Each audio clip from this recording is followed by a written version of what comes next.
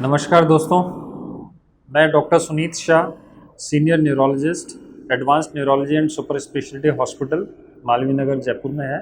दोस्तों, जैसा कि आप सबको मालूम है, इस समय पूरा विश्व कोरोना महामारी के प्रकोप में पीड़ित है और हर जगह इसका एक डर फैला हुआ है, एक कन्फ्यूजन की स्टेट है।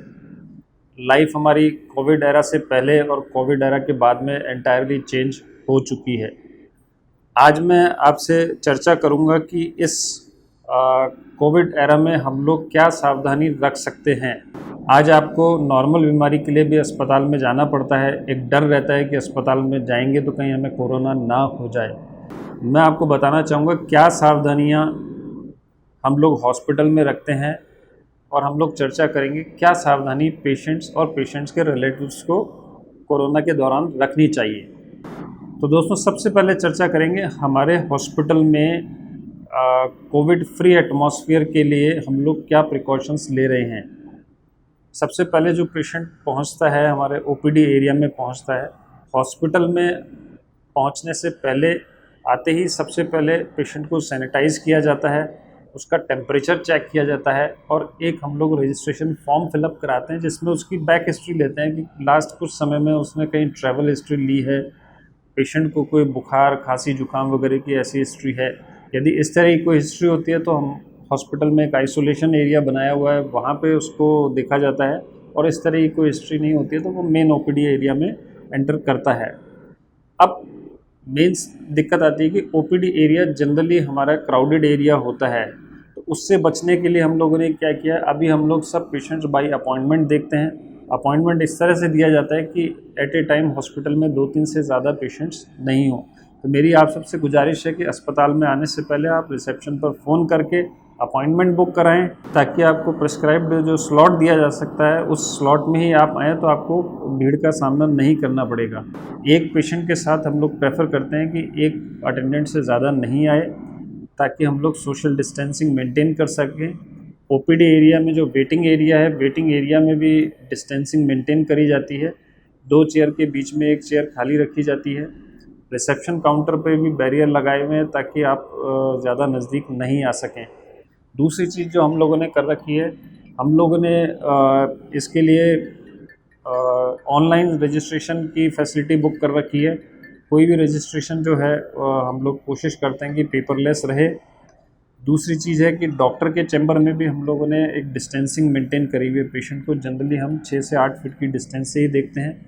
हॉस्पिटल के सभी स्टाफ जो हैं वो फेस मास्क प्रयोग में लेते हैं, हैंड ग्लव्स पहनते हैं, फ्रीक्वेंटली सैनिटाइज़ करते हैं। एक पेशेंट देखने के बाद दूसरा पेशेंट देखने से पहले हैंड सैनिटाइज़ किया जाता है, फेस शील्ड काम में ली जाती है। इसी तरह से जब पेशेंट को एडमिट करना होता है तो हम लोग पेशेंट का कोविड टेस्ट भी कराते हैं। कोविड टेस्ट की रिपोर्ट आने से पहले पेशेंट को हम लोग ट्रीटमेंट ज़रूर शुरू हो जाता है, लेकिन उसको आइसोलेटेड एरिया में रखते हैं। रिपोर्ट नेगेटिव आने के बाद में उसको मेन ब्लॉक में शिफ्ट करते हैं पेशेंट को। आईपीडी एरिया में एक पेशेंट के साथ एक अटेंडेंट से ज़्यादा रुकने की इजाज़त नहीं होती, ताकि हम लोग क्राउड को कंट्रोल कर सकें। आईपीडी एरिया में भी जो स्टाफ रहता है हमारा, वो फुल्ली प्रोटेक्टेड रहता है। दूसरी चीज़ ये तो रही जिम्मेदारी जो हॉस्पिटल लेकर के चलता है। इसी के साथ कुछ रोल है जो पेशेंट और पेशेंट्स के रिलेटिव्स को भी ध्यान देना है। जैसा कि मैंने बताया, हॉस्पिटल आने से पहले आप प्रायर अपॉइंटमेंट लेकर के आएँ, ताकि आपको वो समय बताया जा सके जिस समय आपको रश में, भीड़ भाड़ में नहीं आना पड़े। जहाँ तक संभव हो कोशिश कीजिए आप डिजिटल ट्रांजैक्शन करें। जो भी मनी ट्रांसफ़र करना है आप डिजिटली करें। आजकल बहुत तरह के ऐप्स अवेलेबल हैं। कैश ट्रांजैक्शन जितना कम से कम हो उतना अपने लिए बेहतर है। जो भी आपकी रिपोर्ट्स वगैरह हैं वो कोशिश करें आप प्रायर आप डॉक्टर को या हॉस्पिटल जो रिसेप्शन स्टाफ को व्हाट्सएप पर आप अपनी रिपोर्ट्स वगैरह पहले से भेज सकते हैं, ताकि हमें और आपको पेपर्स को कम से कम टच करना पड़े। रिसिप्ट वगैरह भी जो है हमारे यहाँ से आपको ऑनलाइन दी जाती है, फिजिकल रिसिप्ट भी कम से कम दी जाती है। इसी तरह से यदि आपके पेशेंट को हॉस्पिटलाइज होने की ज़रूरत है तो कोशिश यही करें कि आपके पेशेंट के साथ अस्पताल में खाली एक ही अटेंडेंट रहे। फ्रीक्वेंटली विजिटर्स अलाउड नहीं है। क्योंकि आपसे अस्पताल कर्मचारियों को संक्रमण हो सकता है, या अस्पताल में कोई पेशेंट पॉजिटिव है या स्टाफ संक्रमित हो गया तो उससे आपको भी हो सकता है। तो दोनों तरफ से खतरा रहता है, जितना कम से कम रहेंगे उतना बढ़िया है। जो हम लोग SMS बोलते हैं, SMS हमें फॉलो करना है। SMS क्या है? S मतलब सोशल डिस्टेंसिंग। हमें वेटिंग एरिया में या डॉक्टर से मिलते समय कम से कम 6 फीट की दूरी मेंटेन करनी है। मास्क का हर समय इस्तेमाल करना है। कॉमनली देखा गया है, जैसे आप डॉक्टर के चैम्बर में जाते हैं, पहला काम आप ये करते हैं, मास्क को उतार के गले में लटका लेते हैं। ऐसा नहीं करना है। आप डॉक्टर से मिलने जा रहे हैं तब भी आपको मास्क प्रॉपर्ली लगाए रखना है। ये मास्क की वजह से सुनने समझने में दिक्कत आएगी तो डॉक्टर आपको बोल देगा। आप खुद से मास्क को नहीं हटाएं, बार बार मास्क को टच भी नहीं करना चाहिए। बार बार मास्क को टच करते हैं तो या तो हमारा हाथ इन्फेक्ट होता है, और हाथ इन्फेक्ट है तो मास्क इन्फेक्ट हो जाता है, तो उससे इन्फेक्शन स्प्रेड होता है। और तीसरी चीज़ है सैनिटाइजेशन। आप घर से चलें, हाथ सैनिटाइज करके आएँ, साबुन से हाथ धोएं। हॉस्पिटल में पहुंच रहे हैं तो हॉस्पिटल एंट्री पॉइंट्स पे एंड फ्रीक्वेंट प्लेसेस पर सैनिटाइज़र रखे हुए होते हैं। आप अपना फ्रीक्वेंटली हाथ सैनिटाइज करें। कोई भी चीज़, टेबल को, चेयर को, कोशिश ये करें टच ना करें।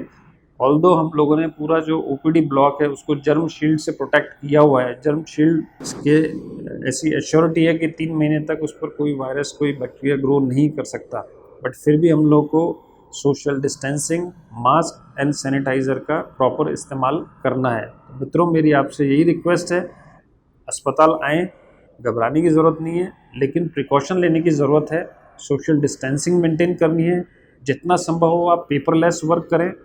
फॉलोअप पेशेंट्स के लिए हम लोगों ने टेली कंसल्टेशन की भी फैसिलिटी अवेलेबल करा रखी है। हाँ, एक और ख़ास बात, जो सीनियर सिटीजन्स हैं, जो 65 ईयर्स 70 ईयर्स प्लस के पेशेंट्स आते हैं, उनको हम लोग प्रायोरिटी देते हैं। और आपसे भी रिक्वेस्ट है, आप पहले फ़ोन करके यदि बुक कराएंगे कि हमारे पेशेंट 75 ईयर्स का है तो विल गिव प्रायोरिटी, और ऐसा टाइम स्लॉट देंगे जिस समय भीड़ ना हो, क्योंकि बुज़ुर्ग लोगों में सीवियर इन्फेक्शन होने की संभावना ज़्यादा रहती है। लास्टली, कुछ अच्छी खबर भी आने वाली है। जल्दी ही वैक्सीन भी अवेलेबल हो जाएगा। हो सकता है अभी 2-3 महीने का समय लगे। एक बार वैक्सीन आ जाएगा तो और ख़तरा हमारा कम हो जाएगा, लेकिन तब तक हमें SMS का पालन करना है। धन्यवाद।